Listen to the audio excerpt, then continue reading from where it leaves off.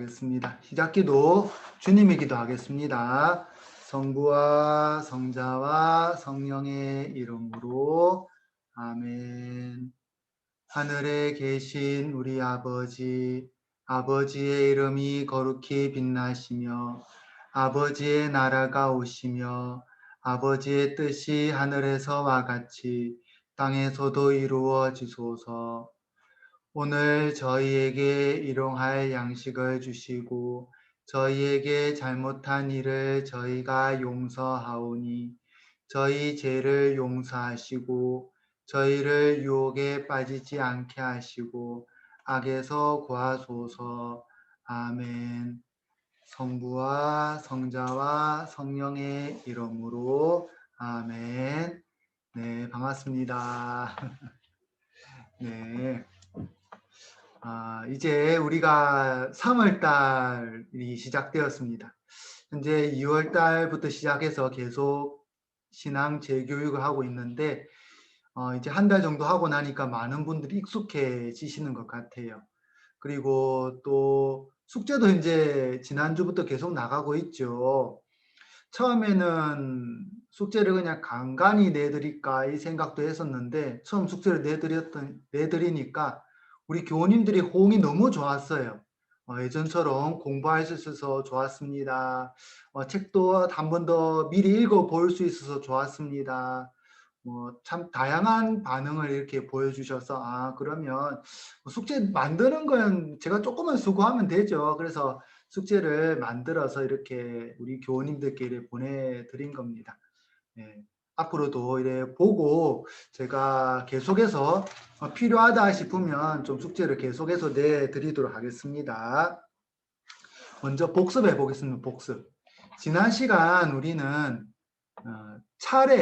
차례하고 교환교서 큰 기쁨, 그리고 교황령 신앙의 유산 이 세 가지를 살펴보았어요. 제가 지난 시간 했던 거 정리한 걸 공유해 드리겠습니다. 네, 공유가 되었습니다. 네, 지난 시간 우리가 먼저 차례부터 봤죠. 차례. 네, 가톨릭 교회 교리서는 크게 네 파트로 나뉘어져 있다라는 것을 확인을 하였어요. 그 네 파트 요거는 좀 우리가 기억을 하면 좋지 않겠나 싶은데요. 계속해서 반복이 돼요. 조금 앞부분에 있어서 특히. 우선 첫 번째 파트 1 제1편 신앙 고백, 파트 2 그리스도의 신비의 기념, 파트 3 그리스도인의 삶, 파트 4 그리스도인의 기도. 예. 신앙 고백은 우리가 믿는 분이 누구이신가 라는 것을 살펴보는 것이고, 그리스도의 신비는 그분을 어떻게 흠숭하며 우리는 어떻게 은총을 받을 수 있는가. 그리고 그리스도인의 삶은 그분을 따르는 삶은 무엇인가. 그리고 그리스도인의 기도는 그분과의 관계를 어떻게 해야 깊이 할 수 있는가. 깊이 만드는 방법은 무언가. 이에 대한 질문에 해답들이 있습니다. 그리고 신앙 고백은 주로 신학적인 내용들이 있죠. 기초신학, 신론, 창조론, 종말론까지.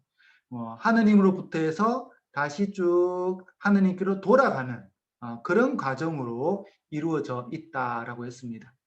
그리고 제가 이렇게 신앙 설명을 드렸는데 이 커서가 좀 작은 것 같다는 생각이 들어서 커서를 크게 지금 바로 만들어 볼게요. 네. 미리 커서 크게 만들어야지 생각했다가 아이고 방금 또 생각이 났네요. 예, 커서 커졌죠. 예. 예, 그 다음에 제2편 그리스도의 신비의 기념. 예, 이 부분은 칠성사, 전례와 칠성사에 대해서 나와 있습니다. 그리고 그리스도인의 삶은 이제 윤리 도덕적인 부분, 그리고 십계명, 그리고 기도는 뭐 당연히 우리가 성경과 우리 그리스도교 전통 안에서 어떤 기도가 있었나 뭐 그런 부분하고, 그다음에 우리 주님께서 직접 가르쳐 주신 주님의 기도에 대해서 쭉 설명을 하고 있어요. 그 다음에 교황교서 큰 기쁨은 가톨릭 교회 교리서라고 했죠. CCC. 가톨릭 교회 교리서 라틴어 표준판을 승인하며 지역 교리서를 편찬할 때의 규범서로 활용해라는 그런 내용이 이 교황교서 큰 기쁨 안에 담겨 있고요. 그 다음에 교황령 신앙의 유산은 바티칸 공의 정신에 따라 가톨릭 교회 교리서를 발행하라는 법적 구속력을 갖고 있는 교황님의 지시입니다. 그래서 요한 바울 2세 교황님이 지시를 내리셨고, 그리고 요셉 라친거 추기경님께서 만드셨다. 대표로 위원장을 해서 함께 만드셨다라는 것을 우리가 지난 시간 살펴보았어요. 네. 그러면 이제 오늘 교리를 살펴보도록 하겠습니다. 오늘 교리를 우리가 살펴보는데 제가 지난 시간에 나눠드렸던 프린트물 한번 봐주세요. 프린트물. 제가 지난 시간에 나눠드렸던 프린트물. 공의회와 시노드는 어떻게 다릅니까? 지난 시간 우리가 신앙의 유산을 보는데 그 중간중간에 보면 잘 모르던 용어들이 이렇게 하나씩 나와요. 뭐 세계 주교 대의원 회의 뭐 이런 내용들이 나오면 세계 주교 대의원 회의가 대체 뭘까? 그런 고민들을 우리가 하게 됩니다. 그러면 그거를 얼른 찾는 것도 중요하죠. 그리고 또 내가 알아야 이런 내용이었구나라는 것을 또 우리가 확인을 할 수 있어요. 그렇지 않으면 그냥 뭐 이런 말씀이 있는갑다고 넘어가기 쉽기 때문에 이런 용어들을 오늘 좀 정리를 해보도록 하겠습니다. 먼저 공의회 프린트를 보면서 따라와 주세요. 공의회나 시노드는 모두 교회 회의를 가리키는 용어들입니다. 그러나 차이가 있습니다. 우선 공의회는 주교들의 회의입니다. 공의회를 한다 하면 주교님이 모인다라는 것을 알 수 있어요. 그리고 시노드는 대의원들의 회의입니다. 이 대의원 안에는 주교님이 있을 수도 있고 평신도가 있을 수도 있고 수도자가 있을 수도 있어요. 다르죠? 공의회는 주교님만 모이는데 대의원 회의는 평신도, 주교님, 그리고 수도자 이렇게 다 있을 수 있다라는 거예요. 그리고 공의회는 의결권을 지닌 회의입니다. 의견, 결정을 할 수 있다는 거죠. 어떤 사안에 대해서 공의회 회의를 하고 이렇게 합시다 라고 딱 의결권을 가지고 있어요. 그러나 시노드는 건의만 합니다. 어떤 사안들이 있는데 이 사안에 대해서 이렇게 했으면 좋겠습니다 라고 건의드리는 회의가 시노드예요. 그래서 공의회가 열렸다면 어떤 결정사항이 있겠구나. 그러면 우리 신자로서 그걸 따라야 돼요. 그런데 시노드가 열렸다 하면 어떤 것에 대해서 건의가 있겠구나. 그러면 그 건의를 또 따라야 된다. 그런 건 꼭 아니에요. 그럼 이제 좀 더 자세하게 보도록 하겠습니다. 공의회는 통상적 회의가 아니라 의논하고 결정해야 할 중대한 사안이 있을 때에 하는 회의입니다. 공의회는 크게 두 가지 형태로 나갑니다. 첫 번째는 보편 공의회이고 두 번째는 개별 공의회입니다. 보편 공의회는 세계 공의회라고도 하죠. 세계 공의회. 전 세계 가톨릭 주교님들이 모여 보편교회의 주요 안건을 논의하고 결정하는 회의입니다. 공의회의 소집, 진행, 중지, 해산의 권한은 모두 교황님에게 있습니다. 주교단에 속한 모든 주교들은 보편공의회의 의결 투표권, 결정사항을 표결할 수 있는 투표권을 가지고 참석할 권리와 의무가 있습니다. 공의회에서 결정한 사항들은 교황의 승인하고 교황의 명령으로 공포됨으로써 효력을 발휘합니다. 보편공의회는 지금까지 모두 21차례 열렸고 마지막에 열린 보편공의회는 제2차 바티칸 공의회입니다. 바티칸에서 열렸기 때문에 바티칸 공의회라고 해요. 그래서 당연히 니차에서 열리면 니차 공의회, 콘스탄티노플에서 열리면 콘스탄티노플 공의회. 지금 우리가 주일 미사 때마다 사도신경 대신하는 신경이 있죠. 그게 니체아 콘스탄티노플 신경인데 니체아 공의회와 콘스탄티노플 공의회에서 결정한 우리 신앙을 고백하는 거예요. 그래서 니체아 콘스탄티노플 신경이라고 하는 겁니다. 그 두 지역이 들어가는 거예요. 그래서 보통 보편공의회가 열리면 그 공의회가 열렸던 지역 이름을 따릅니다. 그 다음 두 번째, 개별공의회 또는 지역공의회. 개별공의회는 지역공의회라고도 합니다. 개별공의회는 다시 전국공의회와 강구공의회로 나뉩니다. 전국하고 광구로 나누는데 이 용어는 제가 좀 뒤에 설명을 해드릴게요. 전국공의회는 주교회의가 있는 그 지역의 모든 개별 교회를 위해 필요하다고 여길 때에 소집하는 회의입니다. 예컨대 한국 주교회의는 한국 교회 전체를 위해서 공회를 열 수 있어요. 그러면 그 공회가 열리면 그 지역 주교님들이 다 참석하는 거죠. 한국에 계신 주교님들이. 광구공회에는 같은 광구 안에 있는 여러 개별 교회 교구장 주교들의 다수가 필요하고 여길 때 집회합니다. 우리나라에는 3개의 광구가 있어요. 서울 광구, 대구 광구, 광주 광구 이렇게 3개가 있어요. 그럼 서울 지역, 대구 지역, 광주 지역 요 3개 지역에서 그 광구 지역 내에 필요하다고 할 때 열 수 있는 게 광구공의회예요. 그러나 전국 공의회가 되었던 광구 공의회가 되었던 개별 공의회를 소집하려면 반드시 교황님의 승인이 있어야 돼요. 그 지역 주교님이 내가 한번 열어볼까? 이렇게 해서 열 수가 없다는 거예요. 공의회는 어떤 결정을 하고 결정된 사항이 신자들에게도 영향을 주기 때문에 교황님의 승인이 꼭 있어야 돼요. 또 개별 공의에서 결정된 사항들도 반드시 교황님의 승인을 얻어야 공포될 수 있습니다. 이 개별 공의에는 이 교황님에게 꼭 교황님의 승인을 받아야 돼요. 개별 공의에서는 그 지역 교회에 속한 모든 주교들이 참석해서 의교투표권을 행사합니다.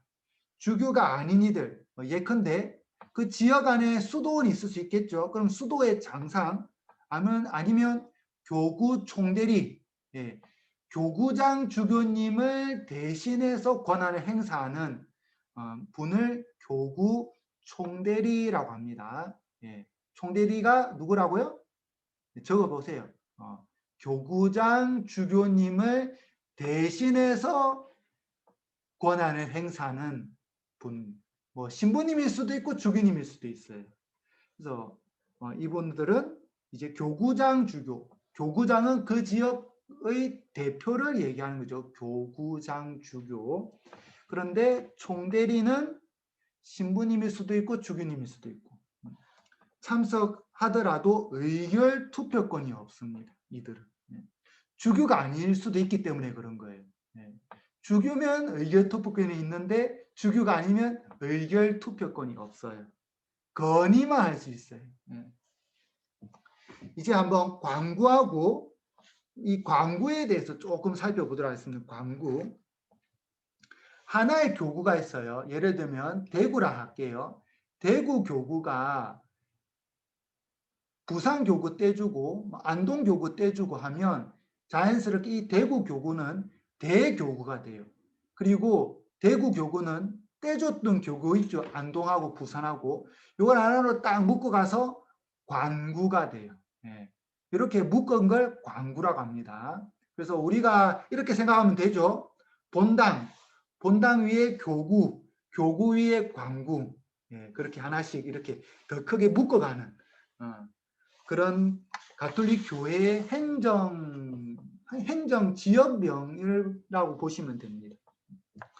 만약 부산교구가 지금 마산교구를 떼줬는데 부산교구가 울산 지역을 떼주면서 울산교구가 생기면 부산도 자연스럽게 대교구가 되고 부산 지역에 있는 주교님은 대주교가 되고 그리고 부산, 마산, 울산을 묶어서 부산 광구가 될 수가 있어요. 뭐 될 수가 있는 거지. 뭐 교황청에서는 이렇게 허락을 해줘야겠죠. 예, 될 수도 있다라는 거. 제가 한번 도표를 이렇게 보여드릴게요.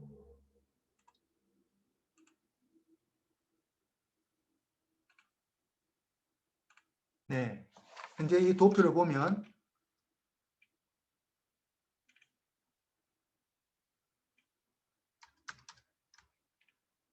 예, 됐습니다. 한국 천주교 교구 분리연표예요. 한국에 있는 천주교 교구들이 언제 이렇게 분가를 하였나 그거예요. 우선 조선 대목구 1831년 우리나라 박해시대 때죠. 1831년 북경에서 이제 분가돼 나가는 거예요. 우리나라는 북경 중국에서 분가돼 나갔어요. 이때 조선 대목구가 생겨요. 그리고 조선 대목구에서 이제 이를 보면 경성 대목구 1911년하고 대구 대목구 두 개로 나뉘어요. 1911년에. 그리고 또 보면 경성 대목구가 원산 대목구, 평양 지목구, 춘천 지목구, 서울 대목구로 나뉘는데 신부님 딱 들어보면 교구는 우리가 자주 들어서 알겠는데 대목구하고 지목구라는 용어들이 계속 나오죠. 그 이유는 박해 시대나 아니면 그 이슬람 지역에서는 일반적인 활동을 할 수가 없어요. 언제 죽을지도 모르고 그리고 내가 예수님을 믿습니다 했다가는 사회적인 문제가 되는 지역들이에요. 그래서 박해 시대나 아니면 이슬람 지역에서는 교구를 설정하지 않고 대목구나 지목구를 설정을 해서 신부님들이나 주교님들을 파견을 해요. 우선 춘천 지목구가 있죠. 춘천 지목구, 그리고 평양 지목구. 여기는 그 지목구장, 그 지목구를 대표하는 장은 주교님일 수도 있고 신부님일 수도 있어요. 제일 먼저 지목구를 그렇게 로마 교황청에서 승인을 해줘요. 그런데 대목구가 딱 되면 지목구가 성격이 돼서 대목구가 되면 이제 그 대목구장은 주교님이에요. 주교님. 그러면 우리나라에 조선 대목구가 딱 신설되었다는 것은 이제 중국에서 완전히 분가되자마자 첫 번째 분가되자마자 주교님이 파견되었다는 거예요. 주교님이. 예, 그러면 그거 알 수 있죠. 대목구가 신설되었다는 거, 주교님이 파견되었다는 거. 그런데 지목구는 신부님이 파견되어서 이제 그 지역을 관리했다라는 것으로 보시면 됩니다. 그리고 이래 보면 이렇게 경계가 쫙 일렬로 쫙 꺼져요. 쫙 일렬로 꺼지면서 교구 딱 이렇게 됩니다. 그러면 이제 박해 시대가 끝이 나고 안정적으로 교구 운영을 할 수 있었구나라는 것을 있었구나라고 생각하시면 됩니다. 그때가 1962년부터 다 교구로 성격이 되는 거예요. 서울 지목구는 서울 대교구로, 인천 대목구는 인천 교구로 이렇게 다 성격이 됩니다. 그런데 덕원자치 수도원구 여기는 1940년에 세워져서 계속해서 지금까지도 덕원자치 수도원구로 남아있죠. 요 말마디에서도 알 수 있듯이 덕원 지역의 자치 수도원, 수도원에서 여기를 이제 관리를 하는 것이 수도원에서.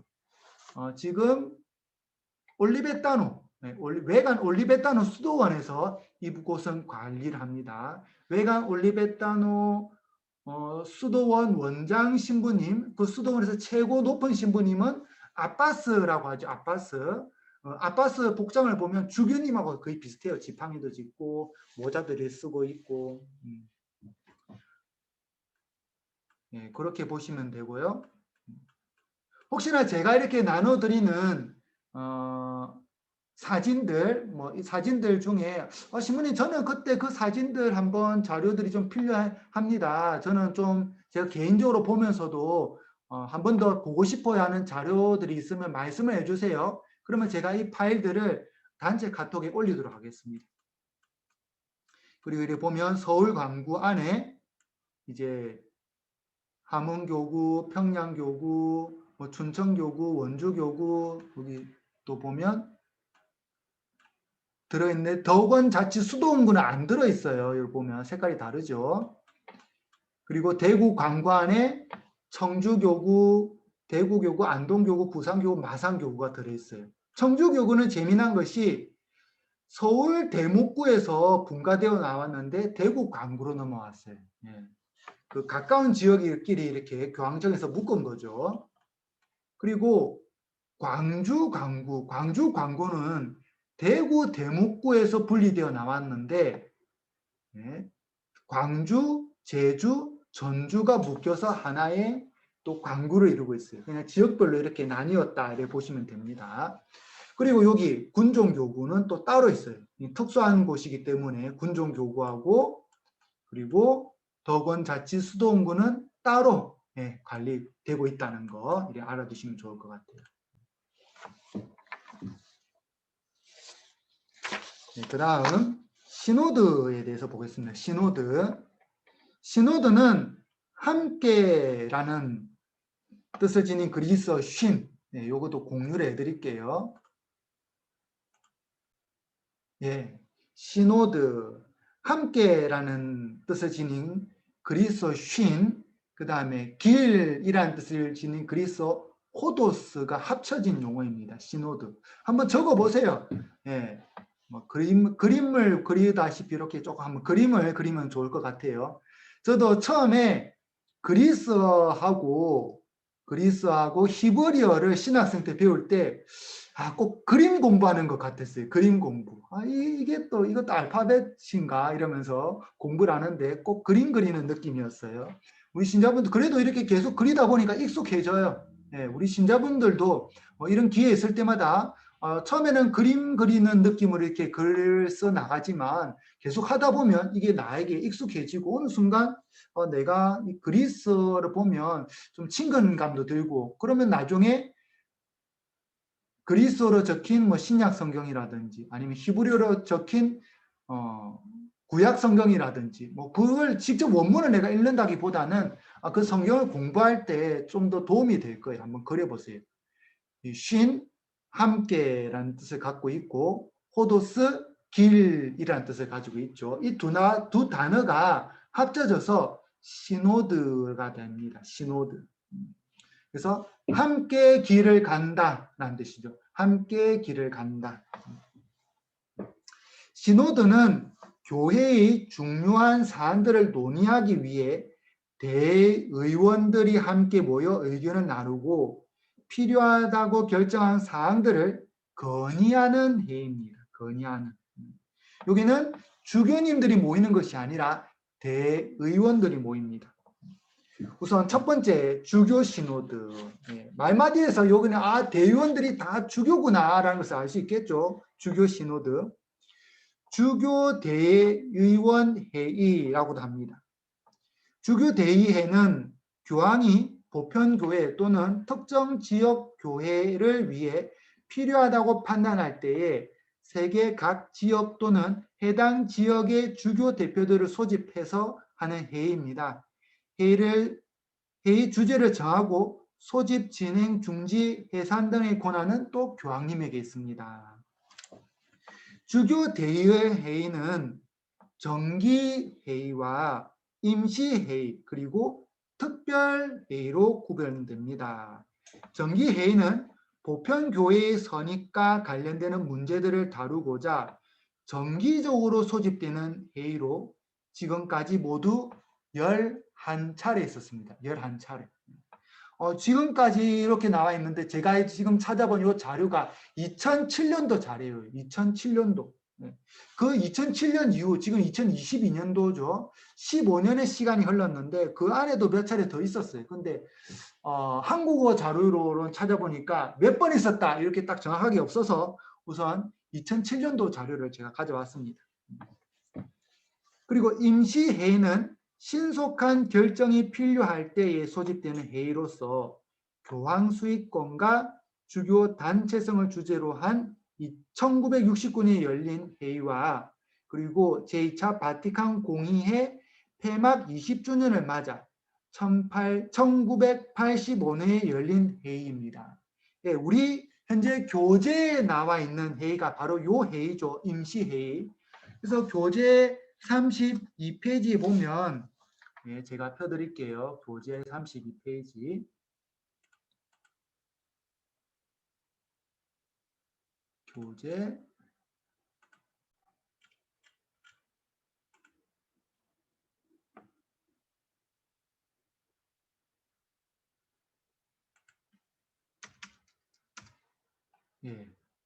교재 32페이지.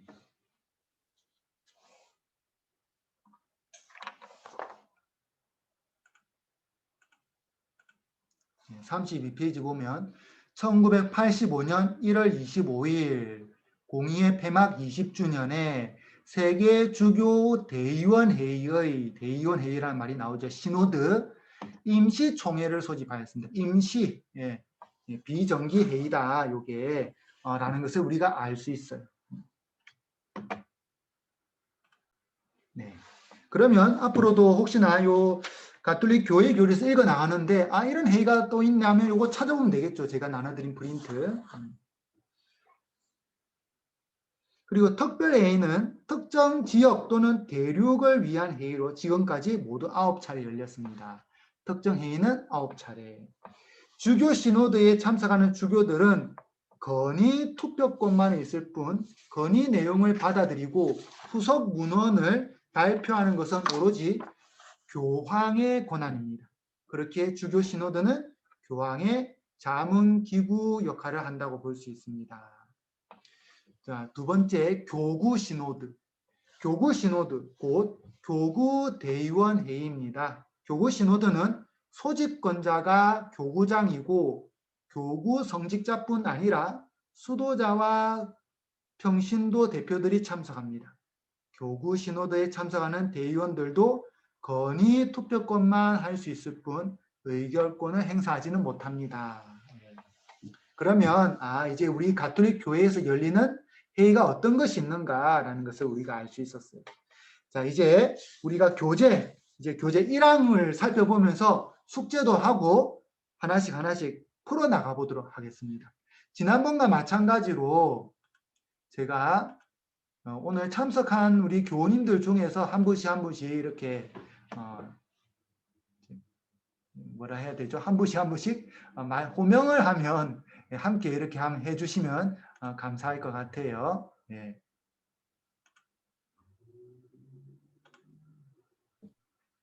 네, 잠시만요.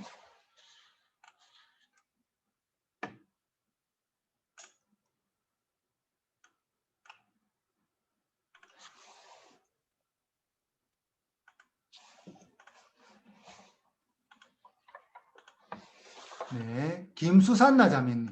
네, 김수산나 자매님. 네, 됐습니다. 1번 문제를 읽고 이렇게 해주시기 바랍니다. 예, 우선 소리 음소거 제거해요. 예. 네. 네. 네. 하느님께서는 순수한 후의로 계획을 세우시고 자유로이 인간을 창조하시어 당신의 복된 생명에 참여하도록 하셨다. 하느님께서는 죄 때문에 흩어진 모든 사람을 당신 가족인 교회의 일치 안에 불러 모으신다. 하느님께서는 때가 찼을 때 이 일을 이루시고자 당신의 아들을 구속자와 구원자로 보내주셨다. 아, 예, 감사합니다. 예, 아, 정답이 정답. 네. 그러면 제가 이렇게 빈칸을 내어 드렸는데, 이 빈칸에 다 의미가 있기 때문에 제가 비워놨겠죠. 의미가 있기 때문에. 자, 먼저 첫 번째 빈칸. 하느님께서는 순수한 호의로 계획을 세우시고 자유로이 인간을 창조하시어라고 하십니다. 자유로이. 너무나도 우리 입장에서 보면 당연한 거예요. 하느님께서는 자유로이 세상을 창조하셨죠.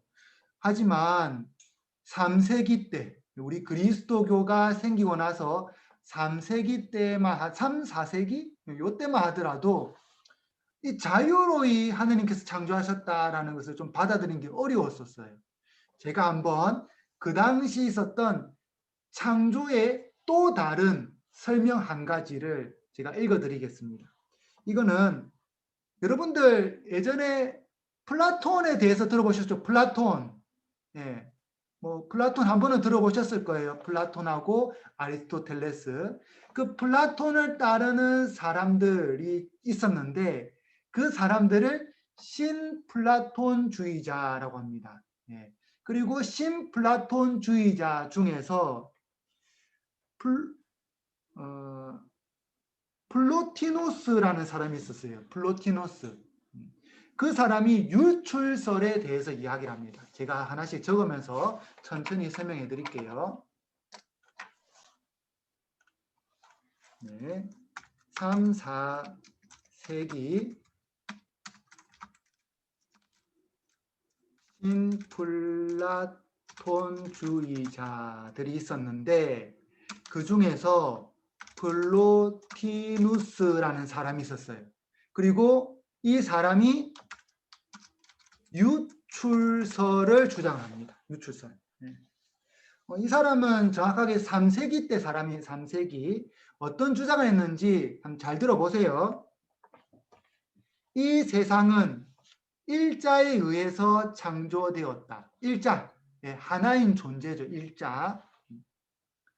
일자는 영어로는 the one이랍니다. the one.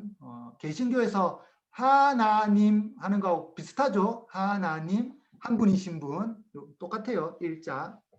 일자는 모든 피조물의 근거로서 창조된 피조물은 일자에게도 되돌아간다. 일자로 향한 끌림, 그 되돌아가고자 하는 열망이 바로 사랑이다. 그리고 이 세상은 일자의 충만함이 흘러 넘쳤기에 창조되었으며 창조는 필연적으로 이루어졌다. 한 번 더 해드릴게요. 한 번만 들었으면 좀 어려울 것 같아요. 이 세상은 일자에 의해 창조되었다. 이 일자의 충만함이 흘러 넘친 것이 창조이다. 창조는 필연적으로 이루어졌다. 일자는 모든 피조물의 근거이다. 그리고 모든 피조물은 일자에게로 되돌아가고자 하는 열망이 있는데 그 열망이 바로 사랑이다. 참 이렇게 가만히 들어보면 어때요? 우리 그리스도교의 가르침하고 너무나도 비슷하죠. 그래서 그 당시에 사람들은 하느님께서 이 세상을 창조하셨는데 필연적으로 창조했구나 라고 생각을 했었어요. 그런데 이 필연은 우리 그리스도교가 생각하는 그 필연이랑 좀 차이가 있어요. 우리 그리스도교에서 필연, 하느님께서 계획하시면 그 계획은 필연적으로 이루어져요. 누군가가 그 계획을 방해할 수가 없어요. 왜냐하면 하느님께서 계획하셨기 때문에. 하지만 신플라톤주의에서 이 필연은 조금 달라요. 신플라톤주의에서 필연은 어떤 자연 법칙이에요. 자연 법칙.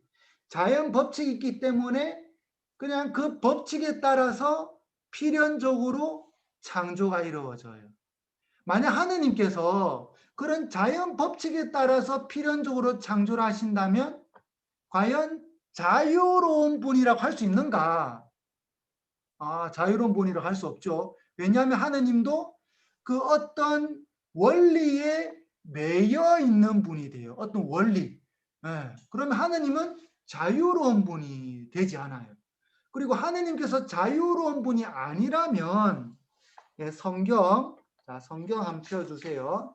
성경 요한복음 8장 32절의 말씀과 충돌이 일어나요. 요한복음 8장 32절. 한번 요한복음 8장 32절 한번 펴보세요. 요한복음, 성경책은 늘 옆에 있어야겠죠. 요한복음 8장 32절. 요한복음 8장 32절. 네. 우율리안나 자매님 계신가요? 네네. 예.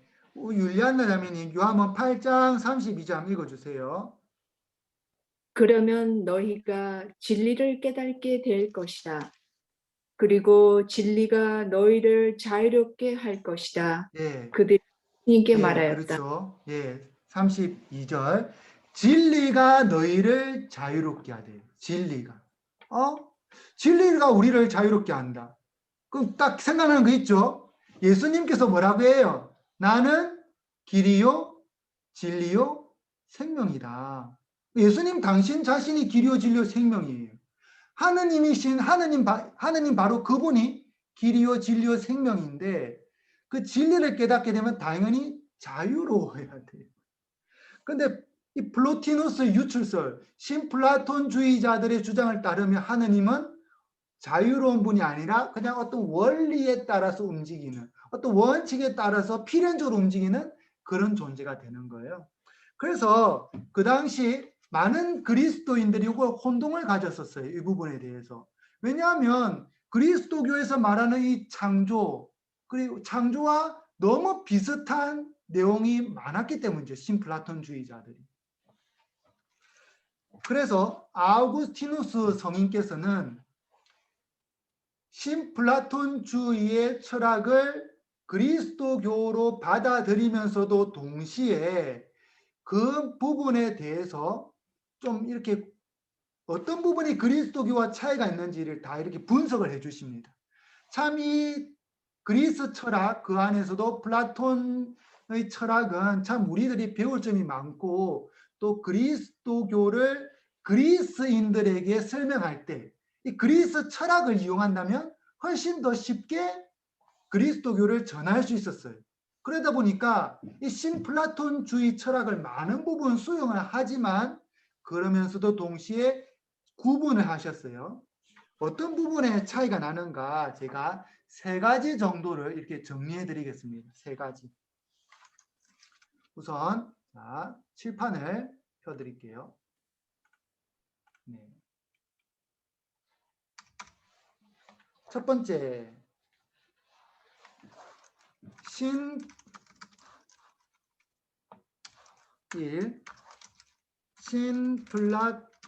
신플라톤주의의 일자는 신이라기보다는 하나의 원리입니다. 원리. 그리고 이 원리는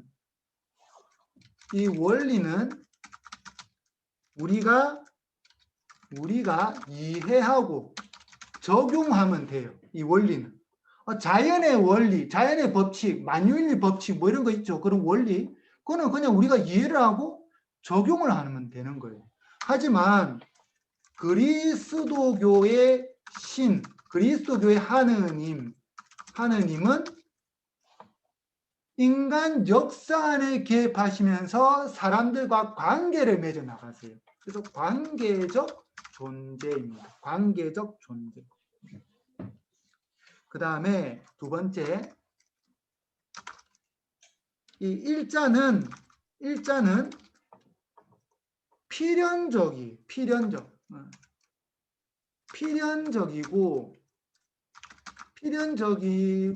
반면에 하느님은 자유. 예. 필연적으로 뭔가가 착착착 톱니바퀴 물으면 착착착 뭔가 원리대로 움직이는 게 일자예요. 하지만 하느님은 당신 자유의지로 세상을 창조하시고 당신 자유의지로 우리 은총을 주시고 당신 자유의지로 계시를 하세요. 다음 세 번째, 일자는 초월적인데 신부님 하느님도 초월적이지 않나요? 그 초월과 좀 달라요.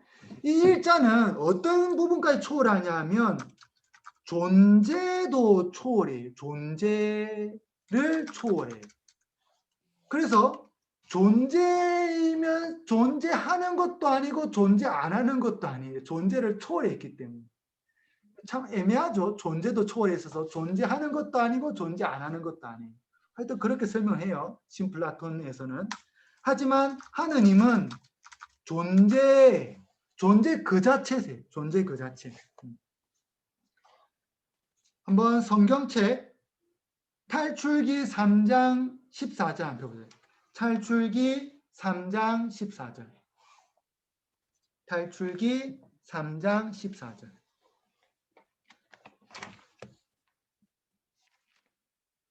네. 이동철 요한형제님 계신가요? 요한형제님. 예, 네, 탈출기 3장 13절 말씀 한번 읽어주세요. 예. 하나님께서 모세에게 나는 있는 나다 하고 대답하시고 이어서 말씀하셨다. 너는 이스라엘 자손들에게 있는 나께서 나를 너희에게 보내셨다 하여라. 예, 탈출기 3장 14절이죠. 제가 지금 책을 보면서도 13절 했다는 거. 예, 탈출기 3장 14절. 하느님께서 모세에게 나는 있는 나다. 예, 나는 있는 나다. 나는 있는 나다 이렇게 하면 조금 이렇게 알아듣기 어려운데 탈출기 3장 14절. 나는 있는 나다. 영어로만 해도 금방 쉬워요. I am who I am. 네, 영어만 봐도 I am who I am. 이 am이 존재를 뜻해요. 영어 단어 am이. 비동사가 번역할 때 존재를 의미하는데 라틴으로 보면 조금 더 명확해져요. 라틴으로.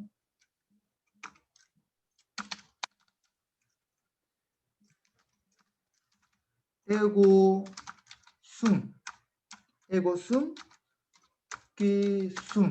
네. 나는 존재다. 나는 존재. 나는 있다. 나는 있다. 나는 있는 나다. 나는 있다. 이렇게 합니다. 나는 있다. 내가 원할 때 자유로이 있을 수 있는 거예요. 하느님은. 나는 있다. 그런데 사람은 자신의 존재 근거를 자신 안에 가지고 있지 않아요. 하느님께서는 자신의 존재 근거를 자신 안에 갖고 있어요. 그래서 당신 자유로이 원하는 때에 원하는 공간에 있을 수 있어요. 하지만 사람은 그 존재 근거를 자신 안에 갖고 있지 않기 때문에 원하는 때에 원하는 공간에 내가 있을 수 없어요. 너무나도 당연한 거죠. 이 차이들이 있다는 것. 그러면 우리 가톨릭 교회 교리서 1항에서 왜 하느님께서는 자유로이 인간을 창조하셨나라는 이 용어, 이 단어를 알 수 있을 거예요. 분명히 교회 교리서를 글을 적을 때, 만들 때 각 용어들을 의미를 두고 다 하나씩 다 만든 거예요. 그래서 그거를 하나씩 우리가 잡아가면 좋지 않겠나 싶어요. 그리고 아까 우리 또 제가 갈로 비워둔 거 안에서 구속자, 뭐 그리고 구원자라는 단어가 또 있었죠. 구속자, 구원자. 예. 구속자, 구원자. 요 단어 좀 비슷비슷한 말마디 같은데 초점이 달라요. 초점이. 네. 칠판 올려드릴게요.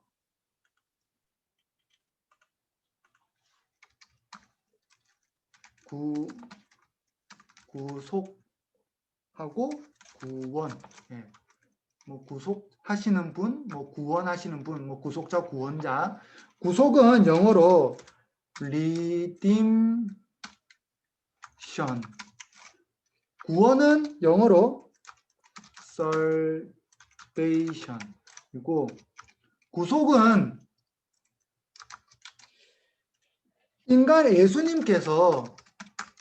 예수님께서 인간을 대신하여 죗값을 치르는 것을 의미합니다. 네. 예수님께서 인간을 대신하여 죗값을 치르는 것. 구원은 어두운 현실,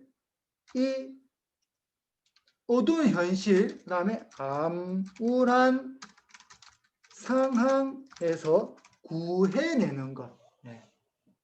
예수님께서 인간이 빠져 있는 어두운 현실, 암울한 상황에서 구해내는 것을 구원이라고 합니다. 그러면 예수님께서 구속하시고 구원하셨다는 것은 우리 인간들의 죗값을 예수님께서 대신 치르고 우리 그 어두운 현실과 암울한 상황에서 구해내셨다라는 것이 되죠. 그래서 예수님을 구속자, 구원자라고 하는 겁니다. 네. 자, 여기까지가 1항이 있어요. 1항. 네. 이제 2항을 넘어가겠습니다.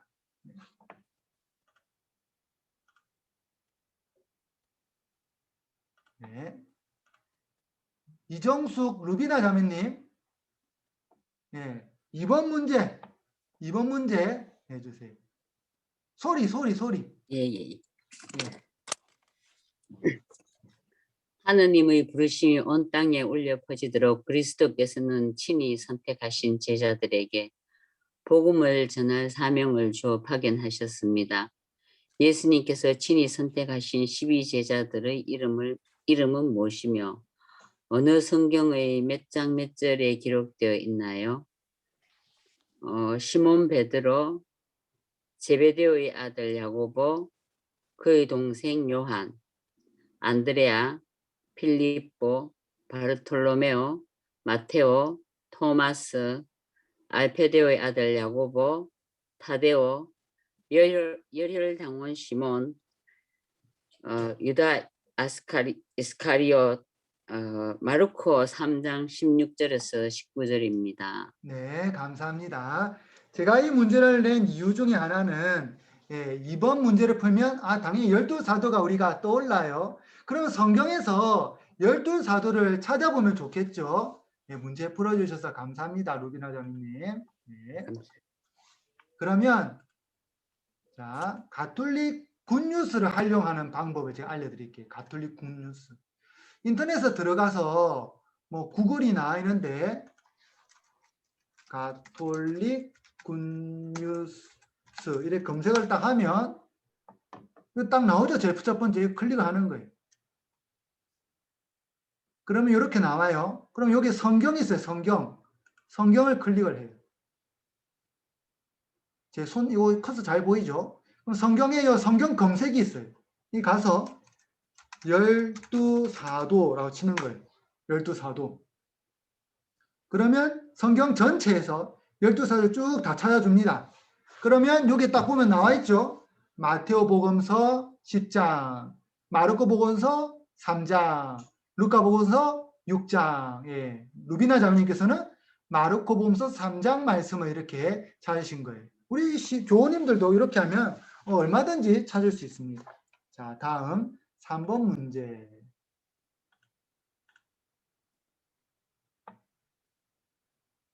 네. 예, 율리안나 자매님, 김율리안나 자매님, 네, 한번 봐주세요. 예, 감사합니다. 3번 문제 해주세요. 사도들의 후계자들은 사도들로부터 전해받은 이 보화를 충실하게 지켰다라는 가르침이 나옵니다. 여기서 이 보화는 무엇인가요? 신앙을 전파하고 형제적인 징계로 신앙을 실천하며 전례와 기도를 통해 신앙을 기림으로써 이 보화를 세세대대로 전달 부름을 받는다. 이것입니다. 네, 예, 예, 그리스도를 믿는 모든 사람은 신앙을 전파하고 또 형제적 친교로 신앙을 실천하며 전례와 기도를 통해 신앙의 기림으로써 이 보화를 세세대에 받는다라고 되어 있죠. 그러면 이 보화를 받는다라고 되어 있는데 이 보화가 뭔가? 이 보화는 바로 앞에 나오죠. 기쁜 소식. 기쁜 소식? 기쁜 소식. 네, 바로 앞에 찾으셨나요? 네, 기쁜 네, 소식. 제가 화면을 공유해 드릴게요. 네, 40페이지.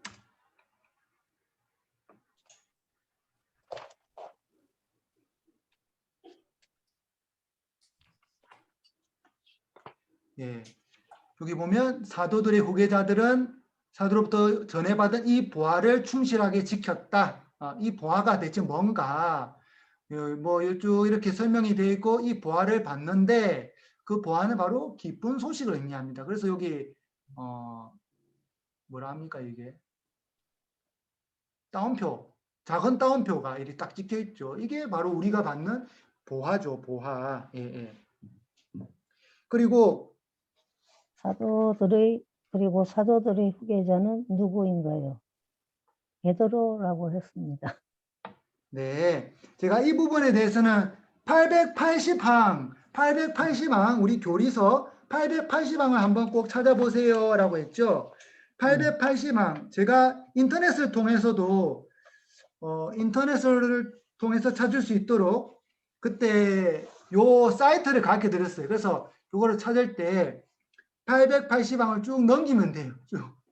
쭉 넘기면 되고, 뭐 페이지는 372페이지입니다. 페이지는.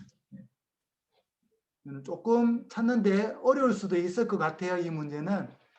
요 보면 요 제일 밑에 있죠. 네. 베드로의 후계자인 교황. 그러면 베드로 사도의 후계자는 교황이고 사도들의 후계자인 주교. 사도들의 후계자는 주교구나. 라는 것을 알 수 있어요.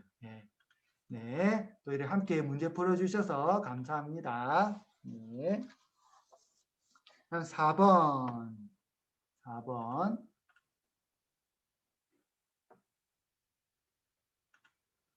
네. 로사 자매님, 이로사 자매님.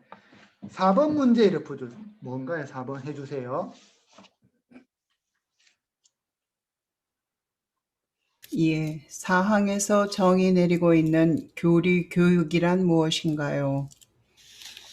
교회 안에서 그리스도의 제자들을 양성하고 사람들이 예수님께서 하느님의 아들이심을 믿고 또 그렇게 믿어서 그분의 이름을 생명을 얻도록 도와주며 그러한 생활로 그들을 이끌고 가르쳐서 그리스도의 몸을 건설하는 모든 노력을 일컬어 일찍이 교리 교육이라고 하였습니다. 예, 그러면 이런 거에 다 교리 교육이구나 라는 것을 알 수 있죠.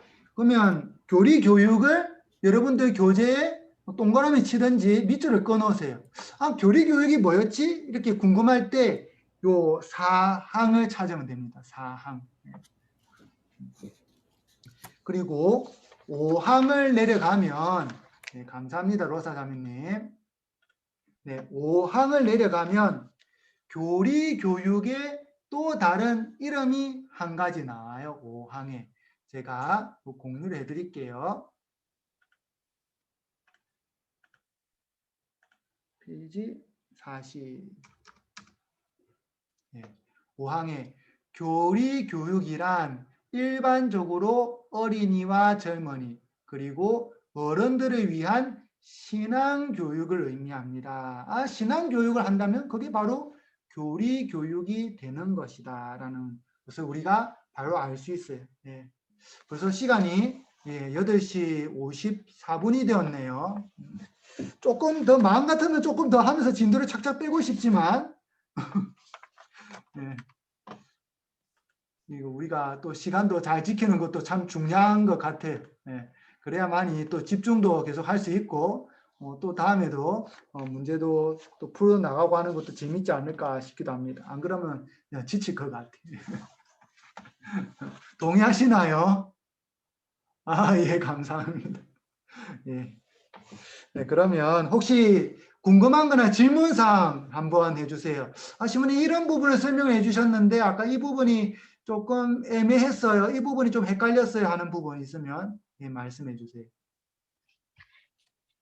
저는 신문이 오늘은 아니고요. 예, 제가 지금 이제까지 들은 것 중에서 좀 의문된 게 뭐냐면 예, 왜 그 102차 바티칸 공예할 때 예, 폐막 예, 또는 개막 그렇게 꼭 표시가 되거든요. 예, 그냥 이렇게 공예가 열렸다라고 자꾸 왜 폐막, 개막 그런 거를 꼭 그렇게 강조하는 것 같았어요. 제 느낌으로는 왜 그게 예. 중요한지 그게.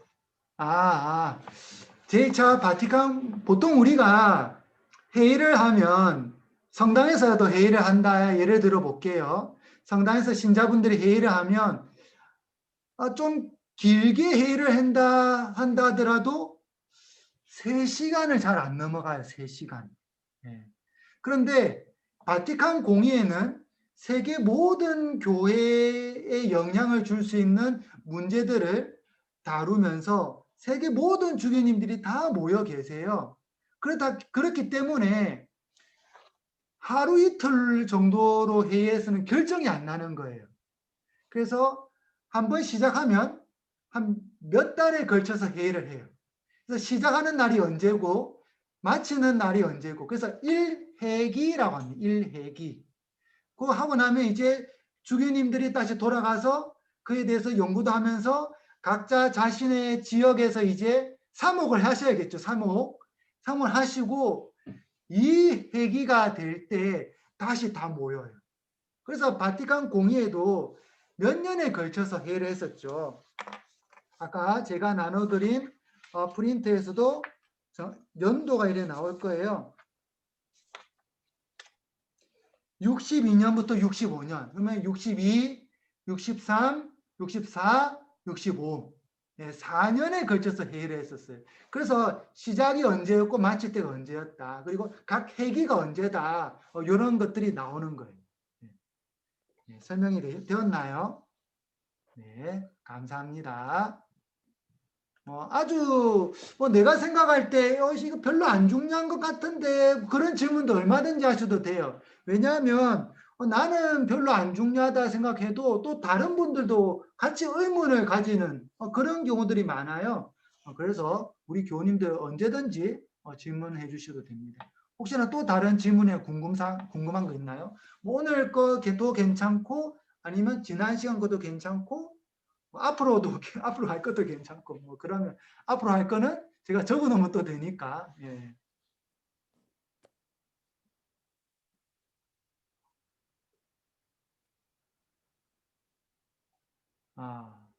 네, 감사합니다. 네, 한번 생각해 보시고 다음에 또 질문을 해주시면 좋을 것 같아요. 그러면 마지막으로 영광성하고 강복 드리겠습니다. 성부와 성자와 성령의 이름으로 아멘. 영광이 성부와 성자와 성령께 처음과 같이 이제와 항상 영원히 아멘. 주님께서 여러분과 함께 또한 사제의 영과 함께 전능하신 천주 성부와 성자와 성령께서는 여기 있는 모든 이에게 강복하소서. 아멘. 성부와 성자와 성령의 이름으로 아멘. 아멘. 감사합니다. 네, 감사합니다. 수고하셨습니다. 네, 다음 주 또 목요일 8시에 뵙도록 하겠습니다. 네, 신부님. 네. 수고하셨습니다. 네, 수고하셨습니다. 수고하셨습니다. 네, 감사합니다.